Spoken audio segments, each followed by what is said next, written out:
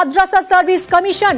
অর্ণব রয়েছে, আরো বিস্তারিত জানবো। অর্ণব, দেখো, প্রাথমিক টেট বা প্রাথমিক শিক্ষা পর্ষদ বারবার এই প্রশ্ন বিভ্রান্তি বা প্রশ্ন ভুল নিয়ে বারবার আদালতে প্রশ্ন মানে বিদ্ধ হয়েছে। এবার সম্ভবত সেই পালাটা মাদ্রাসা সার্ভিস কমিশন নিজেদের ঘাড়ে নিয়েছে।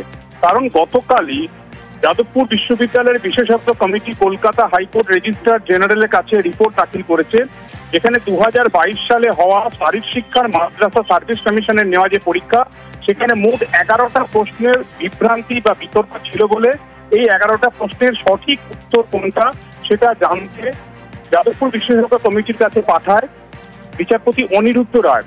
এবং 2022 সালের এই পরীক্ষায় যে রিপোর্ট গতকাল এসছে কলকাতা হাইকোর্টের রেজিস্ট্রার জেনারেলের দপ্তরে, সেখানে দেখা যাচ্ছে 8টা প্রশ্ন সেটা ভুল। অর্থাৎ প্রাথমিকে 6টা আমরা দেখেছিলাম 2014 টেটে, পরেরগুলোর ক্ষেত্রে নির্দিষ্ট কতগুলো এখনো জানা যায়নি, সেগুলোরও বিভিন্ন কমিটি কাজ করছে।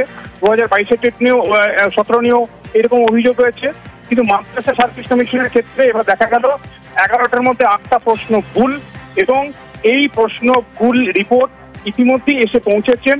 সেপ্টেম্বর মাসে 3য় সপ্তাহে শুনানি। সেক্ষেত্রে শারীরিক শিক্ষায় পরীক্ষার যে ফলাফল বা যে ভবিষ্যৎ, সেটাও কিছুটা হলো আইনি জটিলতার মধ্যে পড়ে গেল।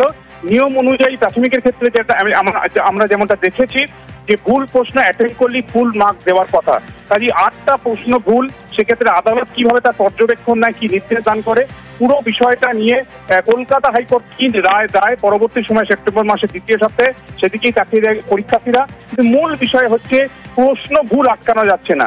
তার থেকে আরো একটা যেটা বড় বিষয়, আমাদের স্কুল সার্ভিস কমিশন রয়েছে। স্কুল সার্ভিস কমিশন যে প্রশ্নের উত্তর সঠিক উত্তর বলে একটি অপশনকে নির্দিষ্ট করছে, মাদ্রাসা সার্ভিস কমিশন বলছে না, এসএসসি ওই অপশন সঠিক নয়, তাদের সঠিক অপশন হচ্ছে এটা।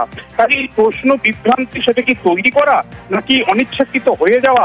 কাজে এই প্রশ্ন বিতর্কের মধ্যে বিশেষজ্ঞ কমিটির রিপোর্ট এসে পৌঁছালো হাইকোর্টের রেজিস্ট্রার জেনারেলের দপ্তরে। 11টার মধ্যে 8টা প্রশ্ন ভুল। তবে প্রশ্ন ভুল না প্রশ্নের অপশনে ভুল বা প্রশ্নটাই ভুল, পুরোটাই রিপোর্টে বলা হয়েছে। কাজেই প্রশ্ন বিভ্রান্তি বা প্রশ্ন বিতর্ক কিন্তু পিছু ছাড়ছে না এই কমিশনগুলো। আগে যেটা প্রাথমিক বোর্ডের দিকে ছিল দায়, এবার সরাসরি মাদ্রাসা সার্ভিস কমিশন অন্তত যাদবপুর বিশেষজ্ঞ কমিটির এই রিপোর্টের পর আবার একবার প্রশ্নগুলো বিদ্ধ হলো না বলার অপেক্ষা রাখে না। সেপ্টেম্বর মাসের 9 তারিখ বা 11 তারিখ এই মামলা শুনানির জন্য আসবে। সেখানেই বিষয়টা পরবর্তী সময় নির্ধারিত হবে এই মামলাকারীদের ভবিষ্যৎ বা এই পরীক্ষার ভবিষ্যৎ কি হবে। ধন্যবাদ অর্ণব।